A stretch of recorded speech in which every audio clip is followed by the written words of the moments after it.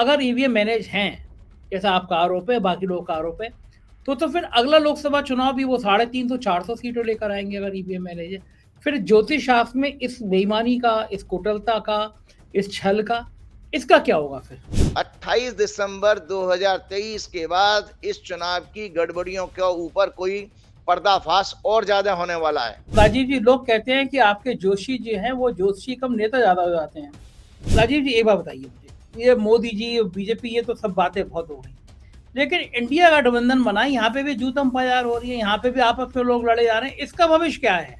इतिहास जिन वर्तमान से चलता है, कौन थे से नहीं, कौन है से चलता है। आज नरेंद्र मोदी हैं, आडवाणी थे, शिवराज थे, वसुंधरा थी, और नरेंद्र मोदी हैं। सच्चाई तो यही है ना। कोई बात नहीं है, मैंने ये कहा ना, इनफाइटिंग आप लिख के रख लीजिएगा। अभी भी मैं दर्शकों के लिए एक भविष्यवाणी छोड़ रहा हूँ, ये इनफाइटिंग मरेगी नहीं, ये इनफाइटिंग बढ़ेगी।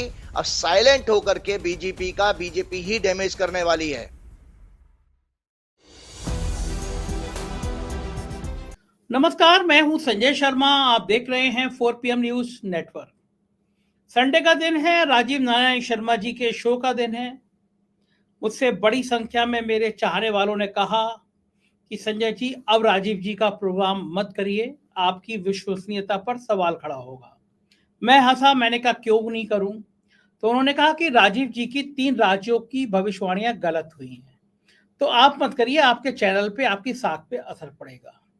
मैं हंसा और मैंने बताया कि जितना राजीव जी की आलोचना करने वाले लोग हैं, उतना ही राजीव जी के समर्थन में आने वाले लोग हैं। मुझसे बहुत दर्जनों सैकड़ों मेल आए हैं कि राजीव जी की भविष्यवाणी ठीक थी, ईवीएम में खेला हुआ है, ईवीएम में हेराफेरी की गई है, ऐसे आरोप अब कांग्रेस भी लगा रही है। मैं किसी भी पछड़े में नहीं पड़ता। मैं राजीव जी के हर शो से पहले कहता हूं कि मेरा ज्योतिष शास्त्र में यकीन है। आपका हो तो आप ये प्रोग्राम देखिए, आपका ना हो तो मत देखिए। मैं ज्योतिष को मानता हूं, इसलिए ये प्रोग्राम करता हूं। ये भी कह रहा हूं कि 3 राज्यों की जो राजीव जी की भविष्यवाणियां गलत हुई हैं, उसका तर्क राजीव जी ने ईवीएम को लेके दिया। अब आपके ऊपर है कि आप इसको कैसे लेते हैं। आज भी एक शो में उन्होंने कई सारी भविष्यवाणियां की हैं, और राजीव जी की एक भविष्यवाणियां सही भी हुई थी। उन्होंने 4 महीने पहले संसद के नए उद्घाटन पे कहा था कि नई संसद का उद्घाटन हो रहा है, लेकिन उसमें उनको खतरनाक चीजें दिख रही हैं, आपत्तिजनक बातें की जाएंगी, आग का प्रकोप दिख रहा है और जहरीली गैस का प्रकोप दिख रहा है। संसद के अंदर जहरीली गैस, और 2 दिन पहले जो संसद में हुआ वो हम सब ने देखा। इसका मतलब कि कुछ भविष्यवाणी उनकी सही भी हुई थी। मैं इन पचड़े में नहीं पड़ रहा। मैं फिर कह रहा हूं, अगर आपको यकीन हो तो आप ये शो देखिए, यकीन ना हो तो मत देखिए। लेकिन मेरी एक बात, अनुरोध आपसे, हमारा चैनल जैसा है आप देखते हैं, हम सरकार की आंख में आंख डाल के सवाल करते हैं। एक रिक्वेस्ट ऐसा आपसे है, अगर आपको 4 PM अच्छा लगता है तो थोड़ी सी हमारी मदद कीजिए। चैनल के नीचे ज्वाइन बटन है, इस ज्वाइन को बटन को दबाइए, आप भी चैनल को ज्वाइन करिए और बाकी लोगों से भी कराइए। आपकी थोड़ी सी मदद हमें एक मजबूती देगी। हम चलते हैं सीधे राजीव जी के पास। आज के शो में बहुत जबरदस्त भविष्यवाणी की है उन्होंने, इंडिया गठबंधन को लेके और इस सरकार के भविष्य को लेके। चलते हैं राजीव जी के पास, सुनिएगा और मेरा ज्वाइन बटन दबाना भूलिएगा मत। स्वागत है राजीव जी, 4 PM न्यूज नेटवर्क में आपका। और ज्योतिष भी सट्टे के बाजार की तरह हो गई, कुछ गलत कुछ सही। आपकी राज्यों की भविष्यवाणी गलत निकली, लेकिन एक भविष्यवाणी सही निकल गई। मैं चाहता था कि वो भविष्यवाणी सही ना निकले। आपने कहा था कि ये जो नई संसद बनी है, ये इसकी जो शुरुआत हुई है, ये बड़े अशुभ काल में हुई है और इसमें बहुत ज्यादा अभद्र भाषा का प्रयोग होगा, मारपीट हो सकती है, आग दिख रही थी आपको इसमें, और एक आपने कहा था जहरीली गैस भी।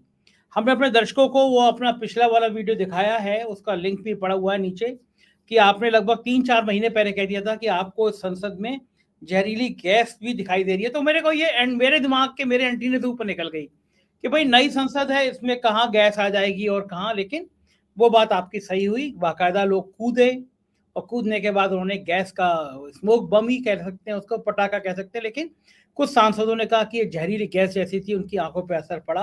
तो कम से कम ये बात मैं मानूंगा, ये सही हुई, यानी कुछ गलत कुछ सही। लेकिन बताइए, मुझे बताइए कि आपको इन गलत और सही के बीच में आपको कैसा लग रहा है? देखिए ऐसा है संजय जी, आपने बिल्कुल ठीक कहा कि दरअसल हम लोगों की कुछ मानसिकता ऐसी हो गई है कि ज्योतिष के सही अर्थ को जान ही नहीं पाए हैं। ज्योतिष बेसिकली एक संकेत देती है, ग्रह नक्षत्र बात कर रहे हैं, कर्म तो मनुष्य को करने हैं। तो जो संसद जो आपकी आप जो है ना एग्जैक्टली 3 महीने पहले की भविष्यवाणी है कि 19 सितंबर 2023 को 1:16 पर संसद की कार्रवाई शुरू हुई है नई बिल्डिंग की, ठीक है? उसी समय की जो कुंडली मैंने दर्शकों को आपके दिखाई थी और आपने प्रोग्राम में भी दिखाई, मैं फिर दोबारा दर्शकों को दिखा रहा हूं कि ये अग्नि तत्व का लग्न बना धनु और 10वें घर में जो वर्किंग का होता है 10वां घर, उसमें दो अग्नि तत्व के ग्रह भी आ गए, मंगल और शनि, वो सॉरी मंगल और सूर्य। उसके अलावा चंद्रमा केतु के साथ पीड़ित था। याद रखिएगा केतु को जो पॉइजनस गैस जो माना गया वो केतु को माना गया, इसीलिए मैंने वो बात पॉइजनस गैस की कही थी क्योंकि चंद्रमा उस दिन केतु के साथ था। तो आप देखिए हम लोगों ने क्या है, हमारी दरअसल देश में चुनाव को बहुत बड़ी हाइप दे दी गई है। ऐसा लगता है चुनाव के इर्द गिर्द ही सारी दुनिया घूम रही है, जबकि प्रैक्टिकली आप देखिए कि चुनाव 3 राज्यों की भविष्यवाणी थी, लेकिन ये भविष्यवाणी पूरे नेशनल क्या नाम है लेवल की भविष्यवाणी है। नॉट ओनली नेशनल लेवल की, बल्कि आप सोचिए पूरे वर्ल्ड में आपकी इमेज पर धक्का लगा है, क्योंकि एक नई पार्लियामेंट बिल्डिंग आपने बनाई, अंग्रेज बना के गए थे 100 साल पहले। आपने बड़े ताम झाम के साथ 7 स्टार वाली पार्लियामेंट बिल्डिंग बनाई। एक ज्योतिषी उसको राइट फ्रॉम बिगिनिंग से अटैक कर रहा है कि भाई इसकी जो पूजा पाठ भी करी है वो भी गलत समय पे की। आपने इतना ढोंग रचा, उसमें डंडे की पूजा कर रहे हो आप।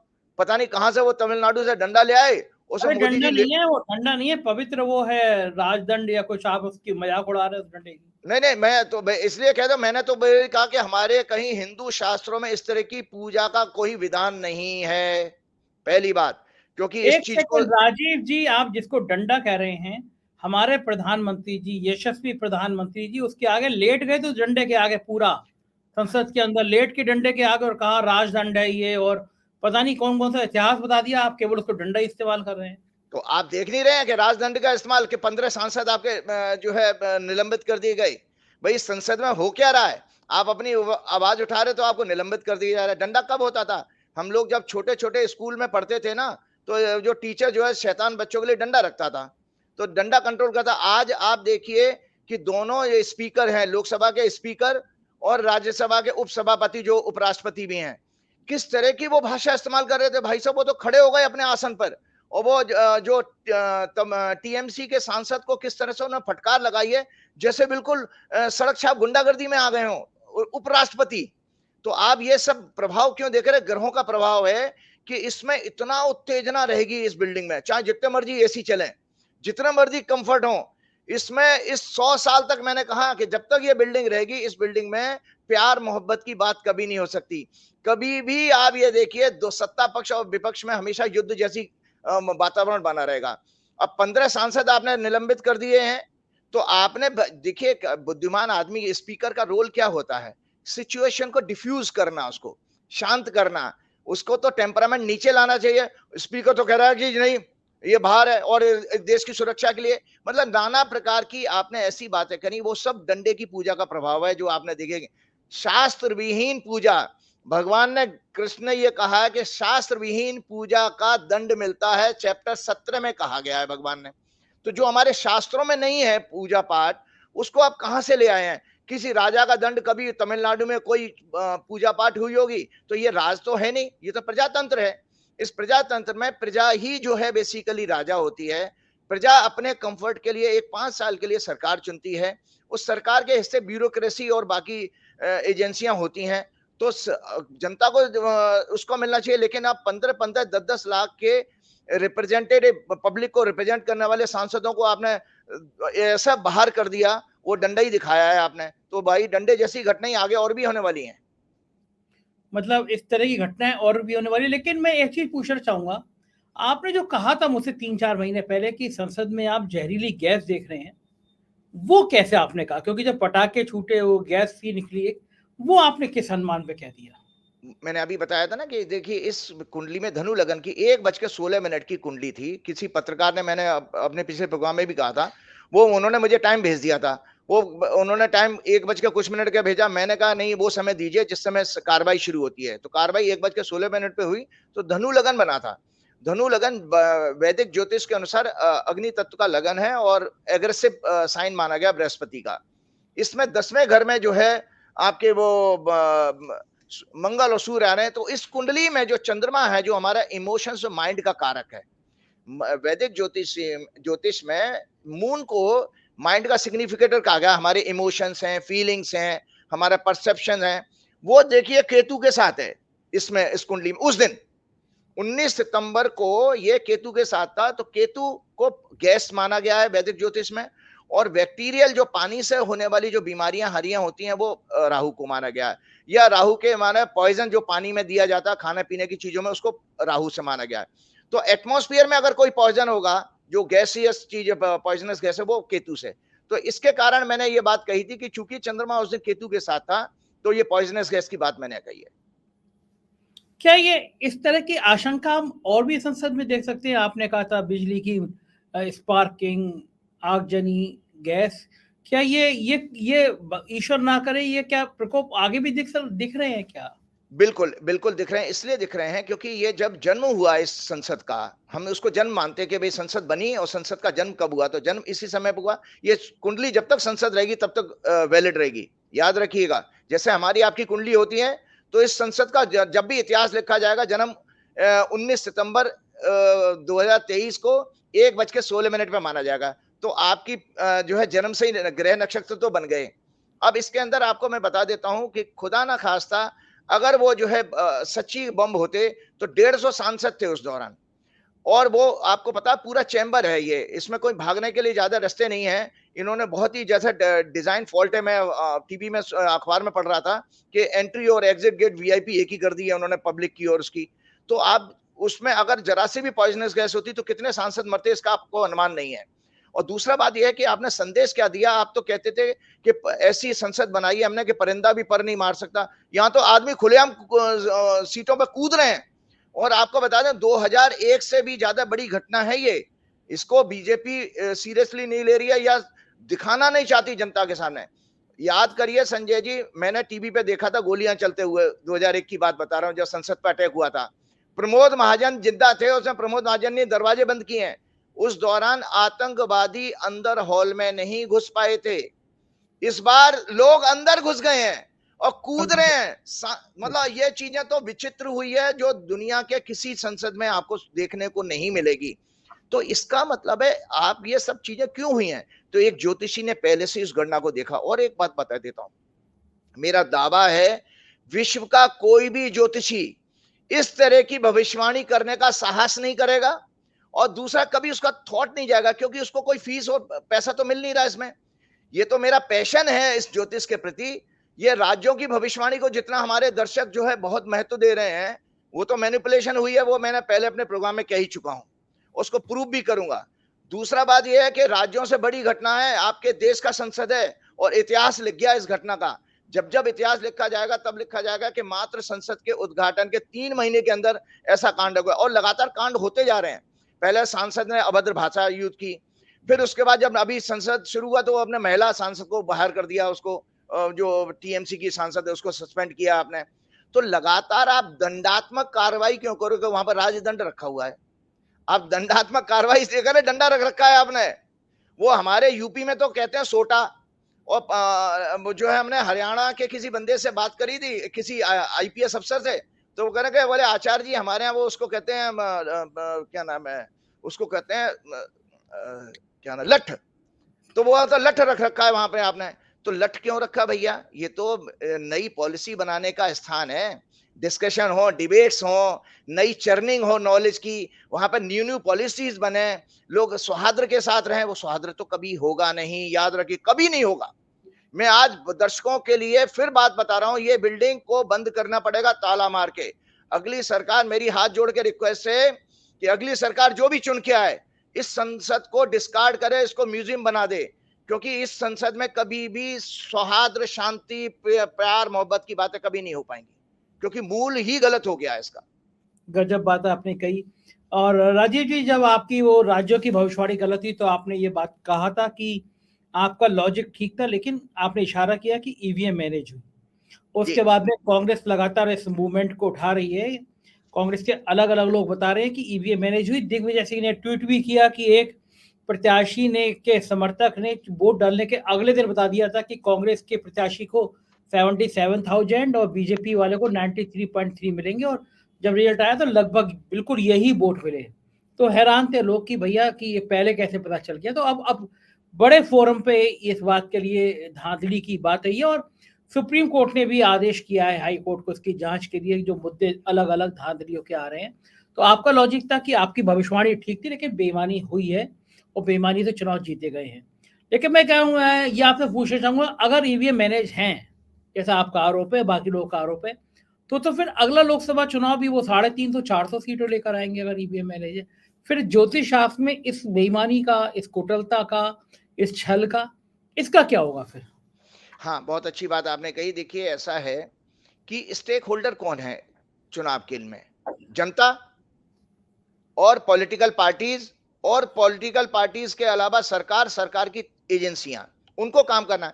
ज्योतिष को वेदों का नेत्र माना गया है। हमारे डे टू डे लाइफ में आंखें क्या करती हैं? देख ही तो सकती हैं। आंखें हाथ वाला काम तो नहीं कर सकती। तो एक्शन तो आप लोगों को करना, जो स्टेक होल्डर है। ज्योतिषी ने बताया कि भाई इलेक्शन में ये किसी भी तरह की मैनिपुलेशन कर सकते हैं, तो जो पॉलिटिकल पार्टीज थी उनको चौकन्ना होना चाहिए था। जो इसमें षड्यंत्र में शामिल हैं, षड्यंत्र क्यों हुआ उसका तो मैंने पहले ही कहा था। चूंकि भारत की कुंडली जो है टॉरस लगन की कुंडली है, 2 नंबर कुंडली। इसमें ये इलेक्शन छठवें घर से देखा जाता, लड़ना लड़ाना, फाइट करना, और ये इसमें राहु केतु थे, और ये 28 नवंबर तक रहे हैं ट्रू राहु केतु। तो इलेक्शन के प्रोसेस को जो है, राहु केतु को मैंने आपके पिछले प्रोग्राम में भी एक राहु केतु के ऊपर बात करी थी कि राहु केतु छल कपट है, मैनिपुलेशन, छल कपट, जुआ, ड्रग्स का व्यापार करना और झूठ बोलना, ये सब राहु की टेंडेंसी, नेचर मानी गई राहु और केतु की। तो राहु केतु चुनाव की प्रोसेस को प्रभावित कर रहे थे। ये एक्सेस इंडिकेट कर रही थी कि चुनाव में गड़बड़ी होगी। अब इलेक्ट्रॉनिक, और आपको बता दें मॉडर्न वैदिक ज्योतिष के अनुसार राहु केतु का टेक्नोलॉजी का कारक भी माना गया। जो कंप्यूटर टेक्नोलॉजी है ना, वो इसी से राहु केतु से देखी जाती है। इसी तरह की घटना आप लोगों को, आप एक इंटरेस्टिंग बात आपके दर्शकों को लिए फिर लेकर के आया हूं कि लोकसभा का जो चुनाव, मैंने पिछली बार कह दी थी, आज मैं प्रूफ लेकर के आया हूं, ये कुंडली जरूर दिखाइएगा। लोकसभा का चुनाव 2019 का भी ईवीएम के जरिए मैनिपुलेट हुआ था। ये कुंडली 11 अप्रैल 2019 की है। 11 अप्रैल 2019 की कुंडली देख लें दर्शक। इस कुंडली में जो प्रजातंत्र का कारक वैदिक ज्योतिष में शनि को माना गया है, शनि यहां पर केतु के साथ, और बृहस्पति भी पीड़ित हैं, मंगल की दृष्टि मिल रही है इसमें, और शुक्र की, शनि की तीसरी दृष्टि शुक्र को जा रही है। तो शुक्र जो है भारत की कुंडली में इलेक्शन का हाउस का स्वामी है, छठवां घर इलेक्शन का होता है। तो आपको मैं बताता हूं, तो मैंने व्यक्तिगत लेवल पर लोगों से ये कहा था कि हंग पार्लियामेंट आएगी अगर नेचुरल चुनाव होता है, ऑनेस्ट ट्रांसपेरेंट चुनाव होता है।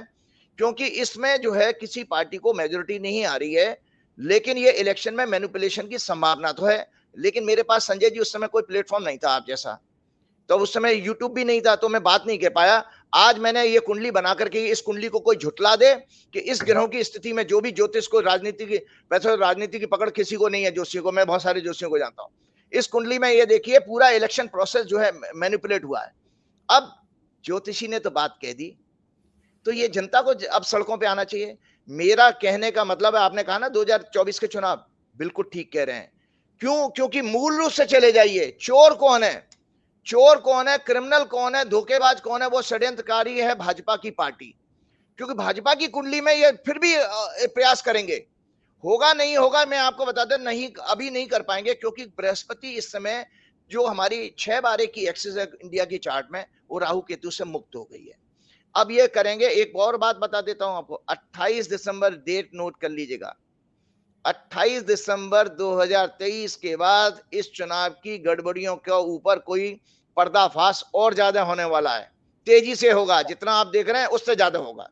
मतलब अच्छा। पब्लिक इसमें जो जिन्होंने किया उनके नाम सामने आना शुरू हो जाएंगे, वो लोग चाहे वो अफसर हो चाहे कोई भी। मैंने तो पहले ही कहा था कि भाई सारे पीएमओ के अधिकारी और सारे इलेक्शन कमिश्नर को अपने अपने रामलीला मैदान में आके बच्चों की कसम खा लें कि हमने चुनाव हैक नहीं किया, खाएं बच्चों की कसम। तो मैं आप मेरे को तब क्वेश्चन मार्क उठाइएगा। अरे आराम से कसम खा लेंगे, अफसरों को, नेताओं को कोई नहीं कसमों नहीं से नहीं कोई। नहीं, वो नहीं है बड़ा। और देखो एक और बात बताता हूँ, एक दर्शकों के लिए जानकारी के लिए और आपके लिए नई जानकारी लेके आता हूँ, किस तरह से चुनाव हैक हो रहा है, किस तरह से चुनाव मैनेज हो रहा है। एक बहुत बड़े आईएएस अधिकारी ने, जो पीएमओ में काम करते थे, उन्होंने बताया था कि 2015-16 में नरेंद्र मोदी जी दरअसल हमारे जो जितनी भी पॉलिटिकल पार्टियां हैं, पॉलिटिकल लीडर हैं संजय जी, उनसे 20 साल आगे हैं टेक्नोलॉजी की समझ में। 20 साल आगे हैं। आपके अखिलेश वखिलेश मायावती और ये ममता बनर्जी, इनको अता पता भी नहीं है। कांग्रेस में थोड़ा सा जरूर विजडम है इस चीज का, लेकिन टेक्नोलॉजी का यूज जो नरेंद्र मोदी जी 2005 से करते आ रहे हैं, वो बिल्कुल अनमैचेबल है। तो आपको जानकारी के लिए बता देता हूं कैसे चुनाव हैक हो रहा है। चीफ सेक्रेटरी भी बाईपास हो जाता है स्टेट का। इन्होंने क्या किया था, उन्होंने पीएमओ के अधिकारी ने मुझे बताया था कि हमने एक ऐसा सिस्टम लिंक किया है कि पीएमओ से अपने इंडिया का लास्ट डिस्ट्रिक्ट तक कनेक्ट हो गया है टेक्नोलॉजी से। सुनते जाइए ध्यान से हाँ कि हाँ। अगर लखीमपुर खीरी नेपाल बॉर्डर का कोई जिला है, वो डायरेक्ट कनेक्टेड है टेक्नोलॉजी के जरिए पीएमओ से। पीएमओ का एक अधिकारी वहां से डायरेक्शन दे सकता है, चीफ सेक्रेटरी यूपी को कोई अता पता भी नहीं होगा। तो जब ये आपके इलेक्शन होते हैं, तो जो लास्ट आवर में जो गड़बड़ियां क्या हो रही है, ईवीएम की तो एक बात है ही, कई कई स्तर पर जो है मैनिपुलेशन हो रही है। जो लास्ट आवर में वोटिंग होती है उसकी परसेंटेज बढ़ जाना, वो क्वेश्चन मार्क है। इसके अलावा जब काउंटिंग हो रही होती है, तो पीएमओ का कोई भी अधिकारी, वहां पर एक वॉर रूम खुला हुआ है पीएमओ में, और पीएमओ का अधिकारी वहां से मॉनिटर करता रहता है कि वोटिंग की क्या किसके ज्यादा जा रहे हैं, किसके कम जा रहे हैं। वहां से डायरेक्शन जा सकती है, क्योंकि वो प्रोजेक्ट ऑलरेडी इंप्लीमेंट कर चुके हैं नरेंद्र मोदी जी।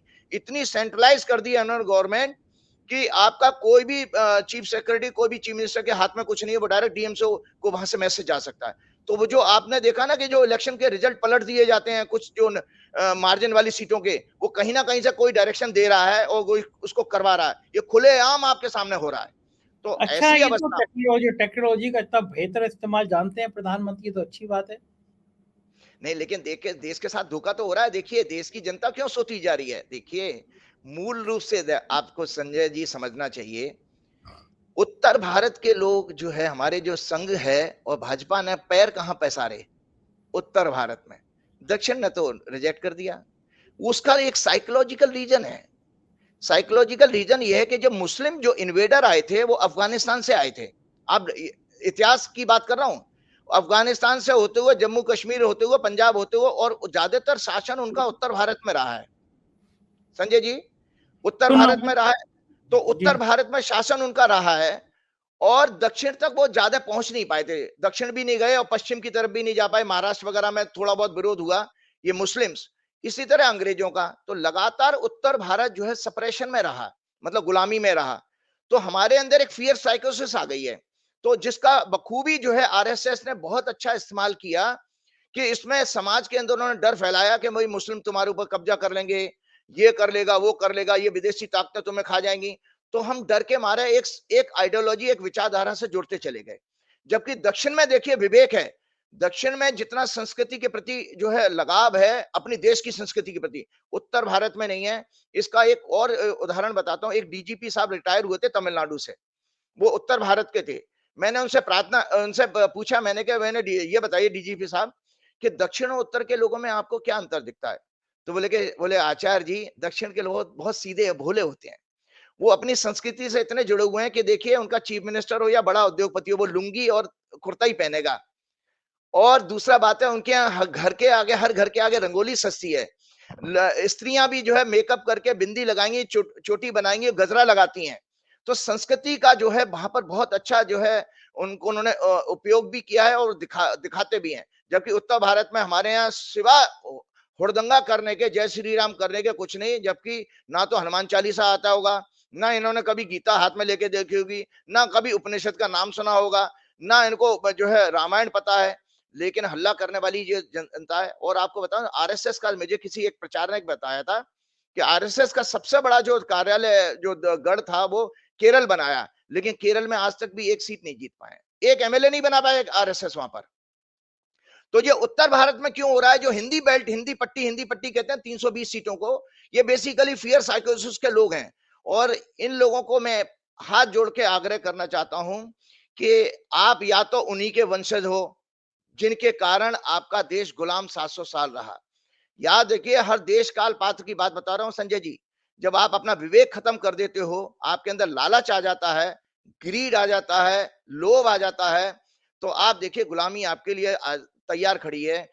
उस समय जब मुसलमान आए थे तब भी आपके हिंदू राजाओं ने समर्पण किया था उनके आगे, और उनके साथ खूब मलाई खाई है सत्ता की, खूब जम के खाई है। राजस्थान में भी बहुत थे। इसी तरह अंग्रेज जब आए, अंग्रेजों को भी तलवे चाटने वाले बहुत सारे लोग मिले थे। तो क्या ये जो अंधभक्त हैं, क्या उसी उसी वंश के हैं क्या?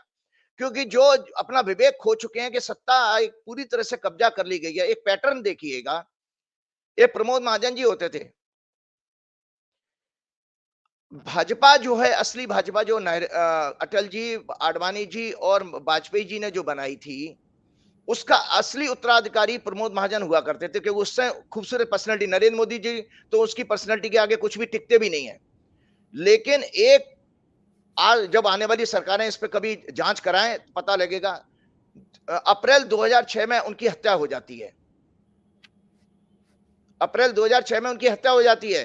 हत्या करने वाला उनका भाई है, और उनका भाई जो है अनिल अंबानी के यहाँ नौकरी करता था। अनिल अंबानी गुजराती हैं, और वो नौकरी करता था। उसने मर्डर कर दिया अपने भाई का। उसके बाद जेल में उसको क्या जहर वहर दे दिया गया, क्या उसको भी मर गया, वो भी बीमारी हारी से, और ज्यादा एज नहीं थी उसकी।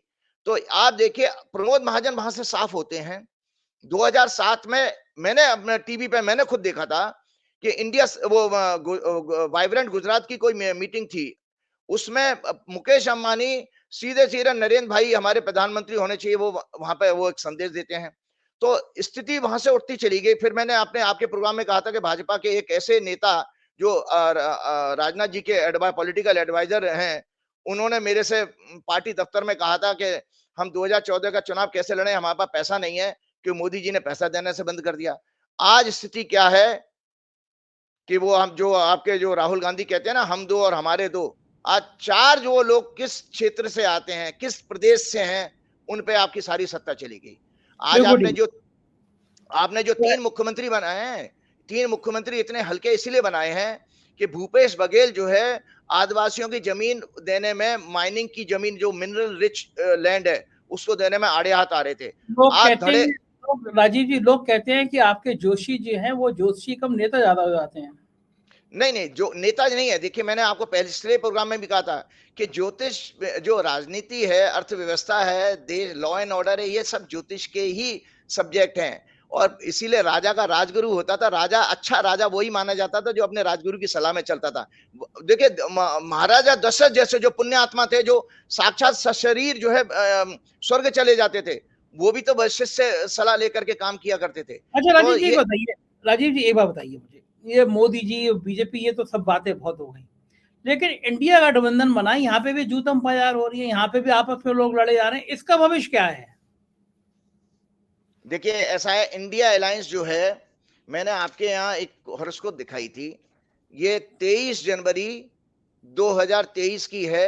11 बजे पटना में मीटिंग होती है। ये उसका बर्थ टाइम है। ये सिंह लगन की कुंडली बनी है, और सिंह लगन होता है स्थिर लगन। तो मैं दर्शकों को बता, देखिए, जैसे ही आपके 3 राज्यों के चुनाव जब आए थे, तो आपके गोदी मीडिया ने चलाना शुरू कर दिया, इंडिया अलायंस की न्यूज निकाल रहे हैं और आपस में झगड़े हो रहे हैं, अखिलेश ने ये बयान दे दिया। ये सब प्लांटेड स्टोरी है, जो इनका परसेप्शन खराब करने के लिए, विपक्षी एकता का परसेप्शन खराब करने के लिए। भाई, मेरे घर में कुछ हो रहा है, बीजेपी को पेट में दर्द क्यों हो रहा है भैया? मेरे घर में कुछ भी हो, आप मेरे घर में क्यों झांक रहे हो? तुम जीत गए ना, तो अपनी सेलिब्रेशन करो। तो इसका अर्थ यह, आप अभी भी डरे हुए हो। आपने जो जिस तरह से धोखाधड़ी से जीत हासिल करी है, वो आपको रास नहीं आ रही है, इनसिक्योरिटी होती है। याद करिएगा, अपराध करने वाला व्यक्ति भी अंदर घबराता है, रात को दारू पी करके सोता है वो, क्योंकि उस थॉट को निकाल नहीं पाता है, वो ड्रग्स लेना शुरू कर देगा। तो ये डरे हुए लोग हैं, इनको लगा गठबंधन सक्सेसफुल हो जाएगा। और मेरी भविष्यवाणी है, स्थिर लगन की कुंडली बनी है, सिंह लगन की कुंडली है उनकी, और उनका बृहस्पति 9वें घर में, और चंद्रमा 5वें घर में। चंद्रमा होता है इमोशंस का, मन का कारक, उस पर बृहस्पति की दृष्टि है। ये इंडिया अलायंस सरवाइव करेगा और आगे बहुत अच्छा करने वाला है। इनका गठबंधन मजबूत होगा, क्योंकि शनि इनके 7th हाउस से गठबंधन देखते हैं। 7th हाउस का लॉर्ड होकर शनि वहीं है, कुंभ में है।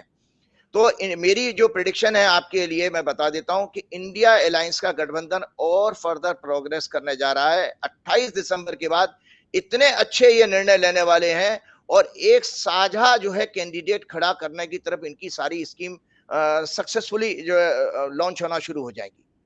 साझा इसके साथ साथ कैंडिडेट मतलब प्रधानमंत्री के लिए कोई साझी सहमति? नहीं, वो साझा कैंडिडेट, सॉरी, वो जो लोकसभा के प्रत्याशी जो होते हैं ना, जैसे वही प्रत्याशी हाँ, प्रत्याशी प्रत्याशी का मतलब मतलब सब जो मिलके सीट, हाँ, फॉर्म। जो सीट शेयरिंग जिसको कहते हैं, सीट शेयरिंग वाला फॉर्मूला इनका ये रिजॉल्व हो जाएगा। और 19 तारीख की मीटिंग भी बहुत अच्छी मीटिंग होने जा रही है। तो इंडिया अलायंस का गठबंधन है, जिसकी वजह से मैं आपको बता देता हूं कि मैं अभी भी इस बात पे कायम हूं। बेशक लोगों को आज वो मेरी भविष्यवाणी 3 राज्यों की दिखाई नहीं दे रही है, लेकिन मेरी भविष्यवाणी 1000% सच है। देखिए, अपराध अगर नहीं होता तो आज ये इतने विचलित नहीं होते। ये सब विचलन की जो मेंटली जब डिस्टर्ब होते हैं, 15 सांसदों को निलंबित करना, ये आपके अंदर का डर बताता है। 3 राज्यों में मुख्यमंत्री बना लिए, लेकिन मुख्यमंत्री बनाने में कितना ड्रामा हुआ है, कितने दिन बाद बनाए, वो सब जग जाहिर है। आपने अपने वाजपेयी और अडवाणी के एरा के नेताओं को खत्म कर दिया, वो भी आपकी इनसिक्योरिटी है, क्योंकि आपको खुद को भी एहसास हो चुका है। देखिए, नरेंद्र भाई को एहसास हो चुका है कि मेरी हंग लोकसभा आने जा रही है। इसके कारण इन्होंने ये साइकोलॉजिकल लेवल पे बता रहा हूं कि मैं साइकोलॉजी की स्टडी भी करता रहता हूं। इन्होंने इसलिए शिवराज चौहान, वसुंधरा जैसे जो दिग्गज नेताओं को साफ क्यों किया है, क्योंकि उनको लग रहा है कि अगर कल को अगर सीटें कम आई तो उनका विद इन दी पार्टी विरोध ना हो। कौन से स्ट्रॉन्ग लीडर हैं? मुझे खूब याद है, मैं तो पार्टी दफ्तर में जाया करता था, आप लोगों को बताया है मैंने हर प्रोग्राम में। नरेंद्र मोदी पीछे बेंच पर बैठते थे, पीछे सीट पर। जो अडवाणी जी के लाडले रहे हैं वो वसुंधरा राजे और शिवराज सिंह चौहान आगे बैठते थे। गडकरी और सुषमा स्वराज की एक फोटो बड़ी वायरल हुई थी कि मोदी जी पीछे से कुछ कह रहे हैं, ये भाव नहीं देते थे उनको, मोदी जी को। तो आज लेकिन राजीव जी, इतिहास जिन वर्तमान से चलता है, कौन थे से नहीं कौन है से चलता है। आज नरेंद्र मोदी हैं, आडवाणी थे, शिवराज थे, वसुंधरा थी और नरेंद्र मोदी हैं। सच्चाई तो यही है ना। कोई बात नहीं है, मैंने ये कहा ना, इनफाइटिंग आप लिख के रख लीजिएगा। अभी भी मैं दर्शकों के लिए एक भविष्यवाणी छोड़ रहा हूं, ये इनफाइटिंग मरेगी नहीं, ये इनफाइटिंग बढ़ेगी। अब साइलेंट होकर के बीजेपी ही डैमेज करने वाली है। और अच्छा। आपको एक, हाँ, बीजेपी ही डैमेज करेगी। इंडिया अलायंस तो अपने रिजोल्व कर लेगा अपने सारे इश्यूज को, और बढ़िया से वो उनकी सीट शेयरिंग होती है। पार्टी को खतरा बीजेपी से ही है, मोदी जी को अपने लोगों से ज्यादा खतरा है। और आपको बताऊं, मैंने एक 4 सितंबर की बात कही। 4 सितंबर के बाद लगातार मोदी जी के लिए खराब समय शुरू हो रहा है। इससे ज्यादा भाई साहब अंतरराष्ट्रीय लेवल पे आपकी बेइज्जती क्या होगी? 26 सितंबर का आपने अमेरिका के प्रेसिडेंट को जो है न्योता दिया था, उन्होंने रिजेक्ट कर दिया आपका न्योता, जो बाइडेन ने। और ये कह के रिजेक्ट किया था कि जो वो उन्होंने उनके नागरिक को आपने हत्या कराने का जो प्रयास किया था, उसको कटघरे में लिया कि भाई इस मैटर में आप अपनी कार्रवाई फिक्स कीजिएगा। और आपको बता देता हूं, आज के पेपर में मैं पढ़ रहा था, सुप्रीम कोर्ट के एक जज रिटायर्ड जो है नरीमन जी, जो नरीमन जी ने आज ये कहा कि जो इलेक्शन कमिश्नर को जो अपॉइंट करने का प्लस उसके लिए जो कार्रवाई करने का जो आप लॉ लेकर के आए, बिल लेकर के आए हैं, इसको तुरंत बदलना चाहिए। उन्होंने धारा 370 के सुप्रीम कोर्ट के जजमेंट को भी क्वेश्चन मार्क लगाया। वो इसलिए बदलना चाहिए। देखिए संजय जी, इसमें आपने ध्यान दिया होगा, इन्होंने एक लॉ ये बनाया कि इलेक्शन कमिश्नर चूंकि सुप्रीम कोर्ट के जजेस के लेवल पर आ जाते हैं, तो उनकी चुनाव के दौरान कार्रवाई की हुई कोई भी लिटिगेशन में नहीं जा सकती, उस पर एफआईआर नहीं हो सकती। इसका अर्थ आप समझा रहे हैं क्या होगा? क्योंकि इनको ये खबर लग गई है कि जो 3 राज्यों में गड़बड़ी हुई, मैंने खुद अपने प्रोग्राम में कई व्हाट्सएप के मैसेज लोगों को भेजा कि इन तीनों इलेक्शन कमिश्नर के खिलाफ क्रिमिनल केस फाइल होना चाहिए। तो उनको प्रोटेक्शन देने के लिए, सो दैट कि वो आगे अगले लोकसभा चुनाव में जम के जो है मैनिपुलेशन कर पाए, जम के धोखाधड़ी कर पाए, उनको आप शील्ड दे रहे हो, उनको प्रोटेक्ट करने के लिए ये कानून लेकर के आए हो। मेरी देश के सभी बड़े वकीलों से ये प्रार्थना है कि इस लॉ को तुरंत चैलेंज करें, लिटिगेशन फाइल करें कि ये जो है, इनको जो प्रोटेक्शन इलेक्शन कमिश्नर को दिया जा रहा है, ये सरेआम देश की जनता के साथ, उनके मतों के साथ खिलवाड़ है, उनका अपमान है हमारी देश की जनता का। बिल्कुल ठीक बात है राजीव जी, आज आपने बहुत अच्छी बातें बताई। अंत में जरा आपके मुंह से बजरंगबली वाला वो 2 लाइनें मुझे बड़ी अच्छी लगती हैं। देखिए ऐसा है, मैंने पिछली बार आपके प्रोग्राम में भी कहा था कि मैंने एक डिप्रेशन का शब्द लिया था, होता क्या है संजय जी, जब लोग आपने भी देखा होगा, आपके पास भी मैसेज आए होंगे, जब 3 राज्यों की भविष्यवाणी ठीक नहीं हुई, लोग हताश होने लगे। और कुछ लोग हैं, ऐसा नहीं सारा देश खराब नहीं है, कुछ ज़्यादातर परसेंटेज हमारी अच्छे लोगों की भी है, वो बड़े निराश हो गए। और दरअसल जो हमारी मिडिल क्लास है, वो बहुत जल्दी निराश हो जाती है। एक तो वो फाइट करने सड़क पे उतरती नहीं है, थोड़ा सेल्फिश भी होती है, उनको अपना सेल्फिश एटीट्यूड चेंज करना चाहिए। तो उसमें हताशा आना स्वाभाविक है। मैं आज देश के, दुनिया के सभी लोगों को बताता हूँ कि हताशा आना स्वाभाविक है, ये नेचुरल है, इससे घबराइए मत। 2 उदाहरण देता हूं आपको मैं। ये है योग वशिष्ठ। ये बहुत अच्छा आध्यात्मिक ग्रंथ है। भगवान राम जब किशोरावस्था में थे, टीनेज एज में जब भगवान राम आए गुरुकुल से पढ़ के, तो राजा दशरथ ने उनसे ये कहा कि पुत्र जाओ राज का दर्शन करके आओ। एक बहुत बड़ा संदेश मैं आपके प्रोग्राम के जरिए दे रहा हूं लोगों के लिए कि जाओ राज का दर्शन करके आओ। तो जब राम ने उस जमाने में, त्रेता युग में, जो दुख देखे, मृत्यु, बुढ़ापा, बीमारी, हारी, तो राम जो है डिप्रेशन में चले गए। ये जानकारी बताओ, कोई संत महात्मा बताएगा नहीं, क्योंकि पता नहीं संत महात्मा कौन सी अपनी चेला बनाने में लगे रहते हैं, कोई ध्यान समाज को मार्गदर्शन करने का कोई काम नहीं कर रहा। तो राम जी डिप्रेशन में चले गए। उस दरी वह विश्वामित्र का आना हुआ। विश्वामित्र जब आए तो उन्होंने राजा से, दशरथ से, दोनों पुत्रों को मांगा, क्योंकि वो राक्षस उनको तंग कर रहे थे। तो राजा दशरथ विश्वामित्र से कहते हैं, हे गुरुवर, मैं अपने पुत्र को कैसे भेज दूं, मेरा पुत्र को पता नहीं क्या हो गया, वो तो कमरा बंद करके बैठा हुआ, निकल ही नहीं रहा, डिप्रेशन में है। ये राम जो भगवान विष्णु के अवतार हैं, तो इसका मतलब डिप्रेशन परमात्मा को भी तंग किया है। तो आप लोग निराश मत होइए। तो मैं वही बता रहा हूं कि जब उन्होंने कहा कि वशिष्ठ, वो विश्वामित्र से कहा कि वो तो निकल ही नहीं रहा, तो वहां पर समाधान उन्होंने पूछा। तो समाधान जो है विश्वामित्र ने बताया कि इसका समाधान केवल वशिष्ठ कर सकते हैं। तो ये जो योग वशिष्ठ है संजय जी, ये महर्षि वशिष्ठ और राम जी का संवाद है। महर्षि वशिष्ठ आए हैं और राम जी के साथ बंद कमरे में बैठ करके उन्होंने राम जी के सारे प्रश्नों का जवाब दिया। और राम जी के यही प्रश्न थे, ये दुख क्यों आते हैं, पाप क्या है, पुण्य क्या है, मृत्यु क्या है, जीवन क्या है, बीमारी हारी क्यों होती है, लोग ऐसे नाना प्रकार के व्यवहार क्यों करते हैं, इन सारे प्रश्नों का जवाब। ये 6000 श्लोक हैं इस पुस्तक में, 6000। तो त्रेता युग में परमात्मा डिप्रेशन में गए, मनुष्य ने उनको डिप्रेशन से बाहर निकाला। महर्षि वशिष्ठ कौन थे? मनुष्य। और द्वापर में जो गीता है, द्वापर में उल्टा हुआ। द्वापर युग में मनुष्य डिप्रेशन में चला गया, अर्जुन जैसा धनुर्धर धनुष बाण छोड़ के बैठ गया, मुझसे नहीं लड़ा जाता। डिप्रेशन में ऐसे ही तो होता ना, आप सबको छोड़ छाड़ के बैठ जाते हो। वहां पर परमात्मा ने जो है उनको लिफ्ट किया है। और ये गीता 700 श्लोकाज में है। तो ये 2 ग्रंथ हैं जो हमारे जीवन में, ये हमारे बेसिकली इतिहास ग्रंथ भी कहे गए हैं, महाभारत और रामायण।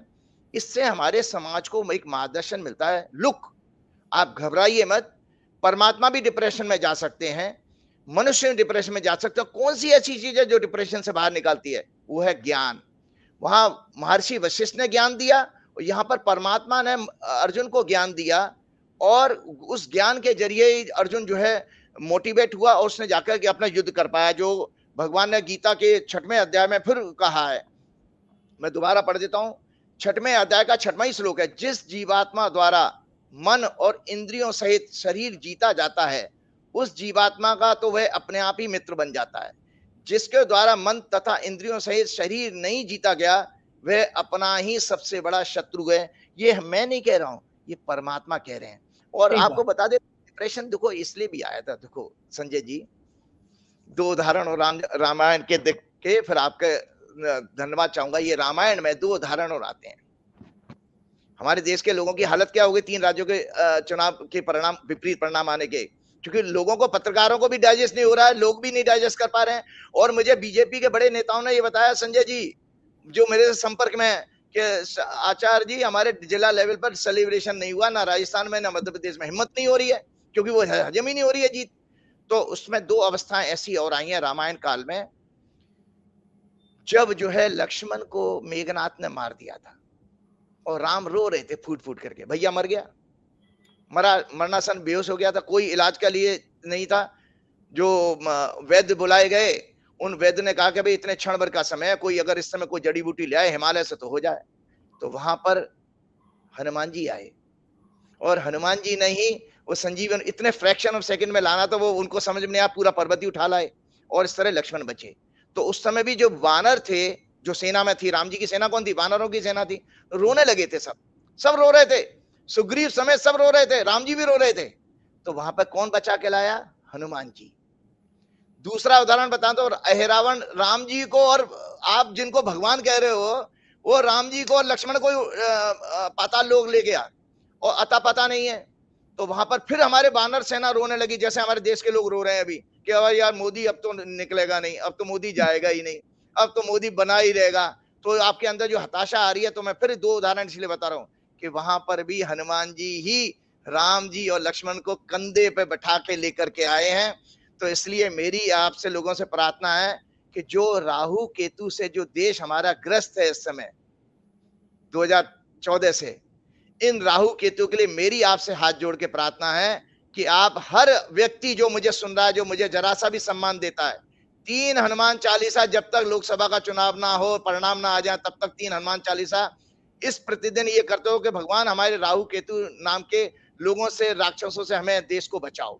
तो आप देखिए बहुत अच्छे रिजल्ट आएंगे। जो प्रार्थना जो की गई है वो मैं जल्दी से सुना देता हूं। हनुमान जी के चालीसा की बड़ी अच्छी चौपाई है।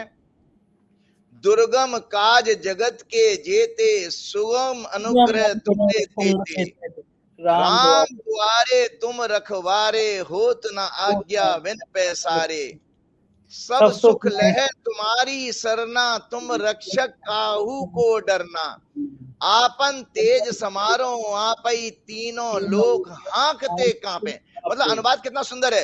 हे प्रभु हनुमान जी, संसार के जितने भी कठिन कार्य हैं वो आपकी कृपा मात्र से ही सरल हो जाते हैं, और भगवान राम के द्वारे उनकी द्वारपाल आप ही हैं, अर्थात राम को आप बिना हनुमान जी की कृपा के समझ ही नहीं सकते। और मजे की बात ये, आप हनुमान चालीसा देखकर पढ़ रहे हैं, मुझे ऐसी याद है, देख लीजिए। मैं ज्यादा नहीं, मुझे देख के नहीं पढ़ा, मैं तो चौपाई का अनुवाद सुनाना मुझे तो कंठस्थ याद है, मैं डेली करता हूं। तो मैं इसलिए बात बता रहा हूं कि ये जो डिप्रेशन जो है, बेसिकली हमारा मून जो है वैदिक ज्योतिष में सिग्निफिकेटर है माइंड का। It is the significator of mind, its strength और weakness reflect the state of mind, it signifies our attachment, feelings, emotional reactions, mental compatibility with others. तो ये जो है मन केवल भक्ति से मजबूत किया जा सकता है। एक छोटा सा उदाहरण, और पाखंडी लोगों के लिए थोड़ा सा मुझे करना है। आपने देखा हो बहुत सारे लोग, मेरे दोनों हाथों में कोई अंगूठियां नहीं है। मेरे से इतने हजारों लोगों ने आपके प्रोग्राम के बाद जब मेरे से जो कंसल्ट करते हैं वो पूछते हैं नग बता दो कोई, मैं मना करता हूं कोई नग नहीं काम करता। आपके प्रोग्राम के जरिए आज एक बहुत बड़ा संदेश देना जा रहा हूं कि सत्य क्या है, ज्योतिष क्या कहती है। इसीलिए ज्योतिष बदनाम हुई कि लोगों ने जब माल बेचना शुरू कर दिया, ज्वेलर घुस गए उसके अंदर। इसी तरह से एक ये रुद्राक्ष की माला मैं दिखाता हूं। ये रुद्राक्ष की माला, जब मेरे पास पैसे नहीं होते थे, ये रुद्राक्ष की माला में संजय जी बताऊं, इसमें जो रुद्राक्ष हैं करीब 1.5 लाख रुपए की कीमत के हैं। अरे बाप रे। इनको, हाँ, इसमें एक जो 14 मुखी रुद्राक्ष है, ये अकेला ही आज की डेट में 45-40 हजार रुपए का है। जो इसको कहा गया है, इनकम टैक्स वाले आ जाएंगे कल? नहीं, वो आ जाने तो वो ले जाएंगे, तो वो मोमेंट को दे दूंगा, गिफ्ट कर दूंगा। तो ये इन रुद्राक्ष को पहनने के बहुत सारे संत महात्मा देखे ना, वो कपड़े के ऊपर रुद्राक्ष पहन लेते हैं, दिखाते हैं, जबकि रुद्राक्ष का मतलब त्वचा से संपर्क होना चाहिए। लेकिन मैं इसलिए बताना चाह रहा हूं कि इन चीजों से नहीं होता है। जो ज्योतिष शास्त्र के महान ग्रंथ हैं, ये महर्षि पाराशर प्रथम जो है, जो वर्तमान जो ज्योतिष को उन्होंने नाम दिया, इतने सारे ग्रंथ में आपको दिखा, ये चमत्कार चिंतामणि है, ये आपके जातक भरनम है, ये क्लासिकल किताबें हैं, और ये जातक तत्वम है। आज लोगों के लिए ये भी ज्योतिष का महान ग्रंथ है। ये मानसागरी है, जो माइंड से रिलेटेड सारी जो है जितनी भी वैदिक ज्योतिष है, वो चंद्र कुंडली की इससे ज्यादा व्याख्या होते हैं। ये मैं दिखाने का मतलब क्या था, आप भटकिए मत इन सब चीजों से। इन किताबों में कहीं भी नग का, मुझे तो कहा गया मैं 2 नग उतार दीजिए। देखिए मेरे पास नहीं है ना, मैं तो दुनिया का मार्गदर्शन कर रहा हूं, वह दुनिया भर से 20-22 कंट्रीज से लोग मेरे से कंसल्टेशन ले चुके हैं। क्योंकि इन किताबों में, इन ज्योतिष के जो महान ग्रंथ है, क्लासिक ग्रंथ कहे जाते हैं, इनमें कहीं भी ग्रह की गति को, ग्रह के द्वारा जो कर्मों के फल मिलते हैं हमको, उसको रोकने के लिए कोई नग नहीं बताए गए हैं, कोई रुद्राक्ष नहीं बताए गए हैं। वहां पर केवल कहा गया है शरणागति। जब आप पूरी तरह शरणागति भगवान के आगे जाते हैं तभी भगवान आपका मार्गदर्शन करते हैं। इसलिए ये कर्मा एंड रीबर्थ की किताब है। ये बेसिकली जो कुंडली है वो आपके कर्मों का खाता है, वो स्क्रिप्ट है जो भगवान ने ये आपके लिए बात लिखी सही है। है। मैं एक बार मैं स्वामी रामदेव का इंटरव्यू कर रहा था, तो रामदेव ने मुझसे कहा, मैं अंगूठी पहने हुआ था, तो मैं बहुत सालों से पहनता हूँ ये पन्ना डायमंड, तो करीब 10-12 साल से पहनता हूँ। तो रामदेव ने कहा, देखो संजय जी, आप तो पहने हुए हो, मैं कोई कलावा, कोई अंगूठी, कोई शनि शुक्र, मैं कुछ नहीं मानता। रामदेव कुछ नहीं पूजा पाठ करते हैं। देखिए रामदेव तो संत है, ये अपने आप में प्रश्न चिन्ह लग जाता, लेकिन ये बात जरा मेरे इसलिए बताना था, बीइंग ए ज्योतिषी, इस चीज को मुझे ही क्लेरिफाई करना था, क्योंकि लोग जब मुझसे पूछते हैं मैं मना करता हूँ, लोग सोचते हैं कि यार इनको ज्योतिष आती ही नहीं है शायद, इसीलिए। मेरे साथ प्रधानमंत्री भी नहीं पहनते, मैंने भी उनके हाथ में अंगूठी नहीं देखी। लेकिन प्रधानमंत्री तांत्रिक वो कलावा पहनते, प्रधानमंत्री ने कभी भी हमारा वो लाल रंग का वो कभी कलावा उनके हाथ में नहीं देखो, वो तंत्र पूजा कराते हैं, वो तंत्र विद्या में ज्यादा विश्वास रखते हैं। और तंत्र विद्या वाला आपको अगले प्रोग्राम में एक जाते जाते एक और बात बता देता हूं मैं, बहुत बड़ी चौंकाने वाली बात, एक वीवीआईपी कुंडली के बारे में अगले प्रोग्राम में अगले इतवार को कहने जा रहा हूं, जिनके लिए बहुत बड़ी खराब समाचार जनवरी के पहले हफ्ते के बाद आने वाली है। अभी तो मत कहिए, अगले संडे को इंतजार करिए। शुक्रिया हाँ, राजीव जी, बहुत सारी बातें अगले संडे को राजीव जी खुलासा करेंगे, इंतजार करिए। शुक्रिया आपका राजीव जी, धन्यवाद। तो ये थे राजीव नारायण जी, उन्होंने बताया कि किस तरह राजनीति कहाँ जा सकती है, क्या भविष्य हो सकता है, क्या क्या खेल हो सकता है। मुझको यकीन है आपको ये चर्चा पसंद आई होगी, अपनी राय से अवगत कराइएगा। शुक्रिया, थैंक यू।